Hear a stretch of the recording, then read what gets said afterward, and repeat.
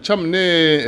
organisation de défense des droits au logement du Mali, jɛkulu min bɛ lafasali kɛ Mali soko ani Mali dugukoloko o ɲɛmɔgɔba ye ne ye. N bɛ fɛn fɛn bɛ k'an lajɛ nin waati in na Mali kɔnɔ ani Mali kɔ kan n bɛ bɛɛ lajɛlen fo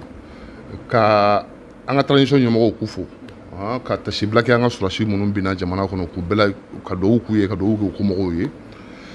k'a fɔ dɔrɔn Cham kɔsa in na i bɔra yan an y'an da don ministre Kamina an y'a fɔ k'a fɔ ko a ye so di a furumuso ma o tɛ nkalon ye sabu ministre tɛ se ka bɔ k'o démenti anw ye an ka autorités alerté kabini liste fɔlɔ annuleli la ka na bila Kamina ka liste commission filanan sigili la an ye u alerté parce que namara ni suyɛnni dabɔra yɔrɔ jumɛn na kabini ministre bɛ a ka chef de cabinet kɛ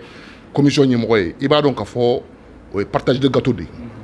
Donc ministre a ka chef de cabinet de kɛ nin so in tilali ɲɛmɔgɔ ye donc jaabi mun bɔra an y'a ye bɛɛ lajɛlen y'a ye k'a fɔ ministre ye so ta ka da a muso ma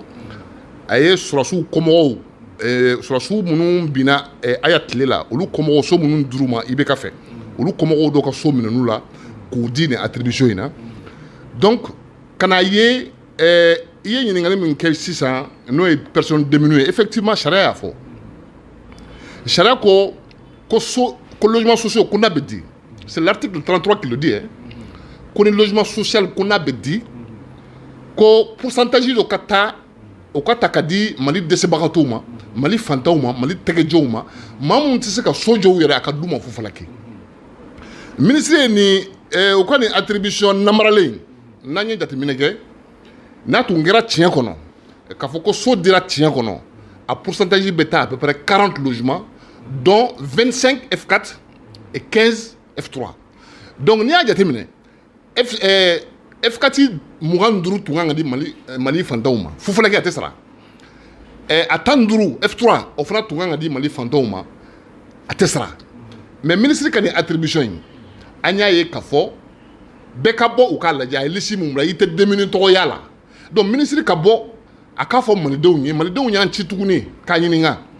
Mali démuniw Mali fantanw ka hakɛ ye min u ka logement social min kan ka d'u ma fo falaki n'a tɛ sara ministre y'o kɛ min ye a ka bɔ a k'o fɔ malidenw ɲɛna. donc a bɛ di mɔgɔ min ma o kɔrɔ de a loyer sarali se tɛ mɔgɔ min ye wa. mɔgɔ minnu c'est à dire quoi tɛgɛjɛ n'i y'a mɛn tɛgɛjɛ dɛ a bɛ d'o de ma Ibrahim Boubacar tile la a dira mɔgɔw ma yan ATT tile la a dira mɔgɔw ma yan mais an y'a ye c'est pourquoi an ye transition ɲɛmɔgɔw averti depuis un moment parce que bi ni tɔgɔ tiɲɛ bɛ logement sociaux ko la nin département in Kamina de bɛ ka se autorités ma donc vraiment aujourd'hui il est grand temps que Asmi k'a daminɛ Asmina ka taa bila l'actuel premier ministre n'o ye an ka ministre de la défense ya u k'u ka responsabilité ta bi tɔgɔ tiɲɛ kelen min bɛ se ka na ni fanga ye tɔgɔ tiɲɛ o logement sociaux ko de donc Kamina un homme qui est là pour bafouer les lois un homme qui est là pour violer les textes i ye fantanw jɛ k'a di i muso ma donc a ka bɔ a ka fɔ Mali a k'a yira malidenw na a ye Mali fantanw ka so kɛ min ye a ka bɔ a ko fɔ jamanadenw ɲɛna donc o de tun bɛ n bolo k'a fɔ ye c'est l'article 33 j'invite tout le monde le décret 0351 a sariya 33 de ko ni so bɛ di jamana in kɔnɔ ko hakɛ dɔ bɛ yen ko bɛ ta ka di Mali fantanw ma fu falaki k'a tɛ sara donc bi an b'a fɔ Kamina ye Mali fantanw niyɔrɔ so a ka bɔ a k'a fɔ jamanadenw ɲɛna a ye o so kɛ min ye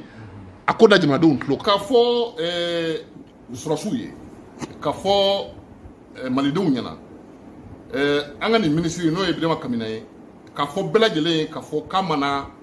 ka baara kɛ jamanadenw ye waati min na a y'anw wele ko ka so tila ani jɛkulu wɛrɛ jɛkulu tɔw y'a jira k'a fɔ ko ka sow di anw y'a jira la k'a fɔ n'i bɛ sow di fɛn min ye logement sociaux sariyaw ye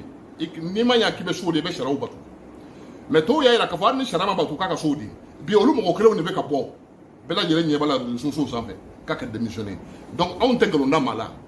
nin ministre in a ka nin attribution in kɛra partage de gâteau de parce que an ma deli ka ye jamana kɔnɔ maa min b'i ka ministre chef de cabinet kɛ commission ɲɛmɔgɔ ye donc n'i ye commission ɲɛmɔgɔ kɛ i ka chef de cabinet o b'a yɛrɛ k'a fɔ i b'a fɔ ka buru ni bɛri ani café k'a bɛɛ dun o de don donc c'est un partage de gâteau aucune transparence dans cette attribution donc vraiment c'est une honte c'est une honte nationale nous regrettons et c'est pourquoi à un moment nous avons demandé s'il était possible que le ministre Et s'il constate qu'un mec a galon de Dala, qu'il nous invite devant un plateau de l'ORTM, hein, le staff de l'organisation et lui son département, fait mieux tien en bas de Djamana, donc,